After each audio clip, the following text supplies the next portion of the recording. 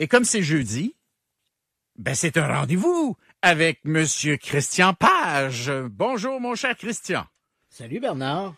Écoute, tu me trouves aujourd'hui un peu sur le derrière. Ben voyons. Puis, écoute, je t'explique ça. Relève-toi, prends ton grabat et marche. Oui, parce qu'on est dans une situation qui était tout à fait inattendue. Personne l'avait vu venir.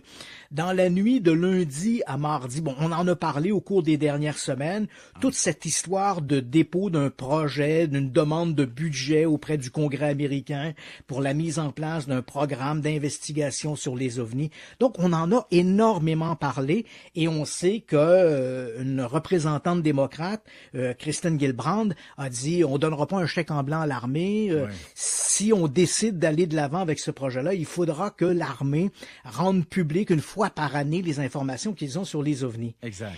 Visiblement, l'amendement de Mme Gillibrand a déplu au Pentagone. Et là, dans la nuit de lundi à mardi, crois-le ou non, le Pentagone a annoncé que de manière unilatérale, sans se préoccuper des positions du Congrès, il mettait de l'avant son propre programme d'enquête sur les ovnis. Alors ça veut dire quoi? Ça veut dire que vous nous donniez les fonds ou pas, on s'en fout, on va de l'avant, puis on va le prendre à même le budget que vous avez déjà voté, c'est ça? Exactement. Donc, le département de la Défense, le Pentagone, jouit d'un budget discrétionnaire. On le sait que le budget annuel du département de la Défense est d'à peu près de 700 milliards. Et il y a il y a des zones grises où le gouvernement, le département de la Défense, peut investir des sous sans avoir à rendre compte à personne de ce qu'il fait de ces argents-là. Et généralement, ils sont utilisés pour le développement de prototypes d'avions, de drones ou quoi que ce soit. Bref, des budgets noirs, des black budgets. Oui. Et là, voilà que l'armée dit, on crée notre propre bureau d'enquête sur les ovnis. Bon, l'acronyme, c'est le AOIMSG. En français, c'est le bureau de synchronisation sur l'identification et la gestion des objets aériens. Okay. Donc, un bien grand mot qui ne dit pas grand-chose, mais on sait de quoi il est question ici. Il s'agit de menaces aériennes, les fameux UAP, les phénomènes aériens non identifiés. Donc ça, c'est par exemple, les objets qui ont été observés par des pilotes de chasse, c'est ça? Tu as tout à fait raison. D'ailleurs, le département de la Défense mentionne bien que ce bureau en fait, son travail, c'est de rassembler des informations sur les objets volants non identifiés et il va avoir pour travail de synchroniser l'information à travers les différents départements de la Défense et les différents services de la Défense et du renseignement. Il va principalement s'occuper des observations d'OVNI qui ont été rapportées au-dessus de zones de manœuvres militaires.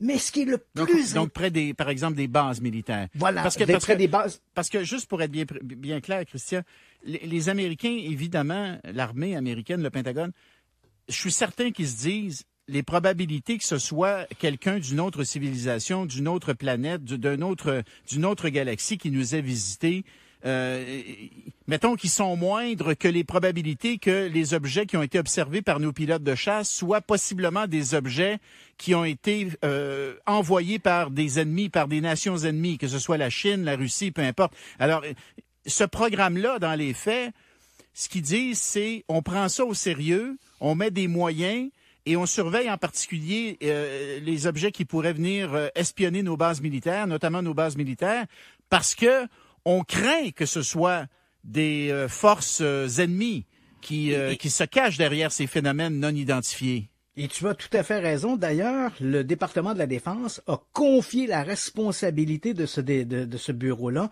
au sous-secrétaire à la Défense chargé du renseignement et de la sécurité. Ah ben voilà. Et il faut savoir que ce bureau du renseignement et de la sécurité ne fait essentiellement que de l'espionnage militaire.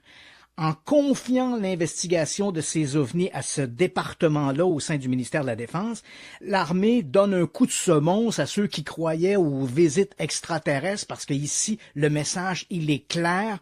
Nous ne croyons pas que les ovnis sont des engins extraterrestres. On n'a pas l'intention d'espionner les extraterrestres, mais il est clair que l'on perçoit ces phénomènes aériens non identifiés comme étant des menaces militaires stratégiques provenant de pays ennemis des États-Unis, voilà. Sous-entendre la Russie, la Chine ou peut-être éventuellement la Corée. Très intéressant. Donc, Donc, ici, écoute, Bernard, depuis cette annonce-là, j'ai déjà vu passer sur les médias sociaux les amateurs d'OVNI qui, là, déjà crient au complot. Voilà, encore une fois, l'armée essaie de télescoper ce qui se fait, de cacher l'information sur les OVNI.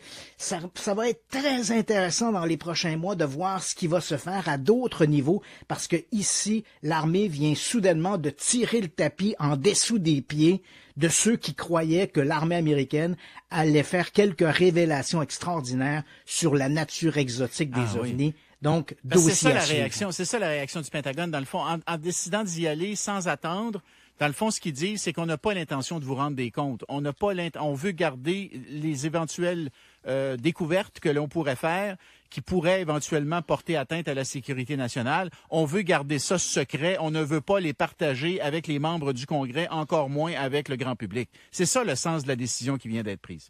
Bernard, je te donne 2 morceaux de robot. Bon, excellent. Bon, écoute, faisons un petit crochet vers une autre histoire. Une note un peu plus légère, quand même. Oui, très légère. Un Australien qui dit avoir filmé un chien fantôme. Voilà, c'est une nouvelle qui a été reprise par le Paris Match, qui circule dans les médias sociaux. Ouais. Et là, on voit, rappelons un peu l'histoire. Il s'agit d'un Australien qui vit près de Melbourne. Il sort à l'extérieur pour griller une cigarette. Sa maison est entourée de caméras de sécurité. Il y a un enclos dans lequel gabade son chien Ryder. Et voilà que le chien se met à courir à gauche et à droite. On a tous vu des chiens qui courent après le vent ou qui se courent après la queue.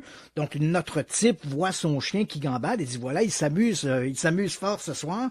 Mais en regardant les images de sécurité, il s'aperçoit que son chien jouait un peu jouait plus qu'un peu, jouait beaucoup, avec un espèce de chien blanc que l'on voit très très bien sur les images. Et pour cet individu, Jake DeMarco, ce chien blanc, comme l'enclos est sécurisé, comme aucun autre animal ne peut entrer dans l'enclos, forcément, la conclusion, c'est qu'il doit s'agir d'un chien fantôme. Pas forcément. Il faut dire, Bernard, que c'est vrai que dans la culture occidentale, dans les histoires de fantômes, il existe énormément de récits où des gens disent avoir vu des chiens fantômes. Généralement, ils sont associés à un mauvais présage. Tu vois un chien fantôme, tu vas décéder dans les prochains jours. Ici, il y a quand même un élément. Moi, j'ai regardé ces images-là. Ouais. Et ce qui m'a intrigué, c'est quand on regarde le chien fantôme qui joue avec le chien vivant. Ouais. À un moment donné, il regarde vers les caméras de sécurité qui visiblement fonctionnent avec de l'infrarouge et on voit l'œil du chien fantôme qui brille comme si la lumière se reflétait au fond de la pupille.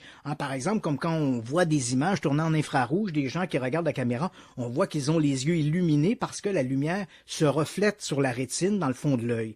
Or, on voit ce phénomène-là avec notre chien fantôme. Question, si le chien n'a pas de réalité physique, comment la lumière pourrait-elle se refléter sur sa rétine? Parce que c'est un chien fantôme vivant. Oui, parce que c'est un chien fantôme et on n'a pas toutes les explications. Quel mystère! Oui, non, c'est tout un mystère. Honnêtement, on ne sait absolument pas ce qui s'est passé. En passant, un chien fantôme, c'est un chien c'est un chien mort qui revient, là. Comme on dit des fois, un fantôme, c'est quelqu'un d'une autre dimension. Par exemple, un parent défunt qui se manifeste à nous, c'est un fantôme. Dans ce cas-ci, ça aurait été un chien qui serait décédé, qui se serait manifesté au chien vivant. C'est ça l'hypothèse qui est soumise, là. Écoute, imagine-toi la situation que le véritable Lassie se lève. Je n'avais pas pensé à Lassie. Christian Page, je te remercie. Ça fait plaisir, Bernard. Jeudi. Salut, c'est toujours un plaisir. Journée. Et merci à vous d'être là fidèles. On se retrouve demain. Ciao tout le monde.